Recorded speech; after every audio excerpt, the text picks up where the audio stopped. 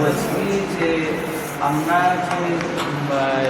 Workout করছি পার্টে নিয়মিত, এবার ওয়ার্কআউট করার পর রাত্রে ধরো দেরি করে ঘুমালাম আর ফোন সারাদিনে প্রচুর চালাচ্ছি, এতে আমাদের শরীরে কোনো ক্ষতিকর যে প্রভাবটা এটা কী হতে পারে?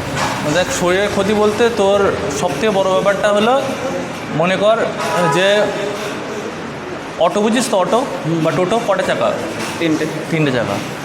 তো তিনটে চাকার মধ্যে যদি আমি তোর ফিটনেসের সঙ্গে তুলনা করি, তা টোটোর একটা চাকা হলো তোর ডায়েট, একটা চাকা হলো এক্সারসাইজ, একটা চাকা হলো ঘুম।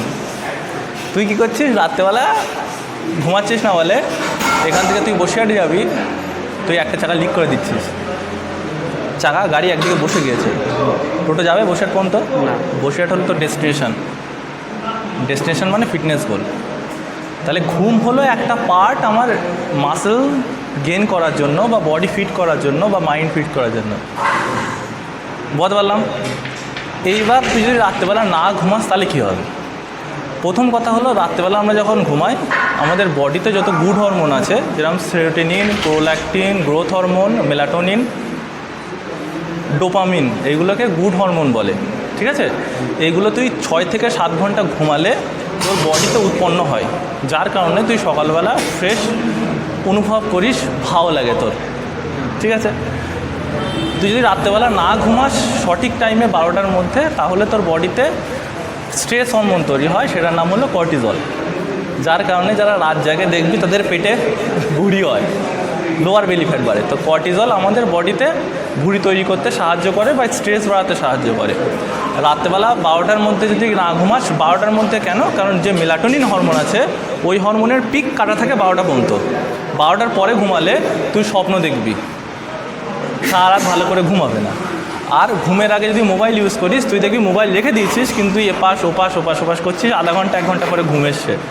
কারণ তুই যেগুলো দেখেছিস ওইগুলো তোর ব্রেন সার্কুলেশন করছে, তার কারণে তোর ঘুম আসে না, মেলাটোনিন হরমোন বন্ধ হয়ে গেছে, যেটা ঘুম আসার জন্য নির্ভরশীল। বুঝতে পেরেছিস?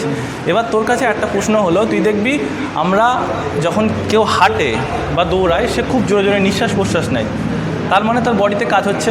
তো আমার কাছে তোর প্রশ্ন হলো এটা, তাহলে তুই যখন রাত্রেবেলা ঘুমাস তুই জানিস না তুই কী করছিস, কিন্তু তোর পাশে যখন কেউ ঘুমাচ্ছে সে কেন জোরে জোরে নিঃশ্বাস প্রশ্বাস নেয়? কেন নেয়? কারণ সে তো রেস্ট করছে, তাহলে নিঃশ্বাস প্রশ্বাস কেন নিচ্ছে জোরে জোরে? অবশ্যই তোর বডি রেস্ট করলে তোর ব্রেন সবথেকে বেশি কাজ করছে, তাই সে জোরে জোরে নিঃশ্বাস প্রশ্বাস নেয় বা তুই নিস।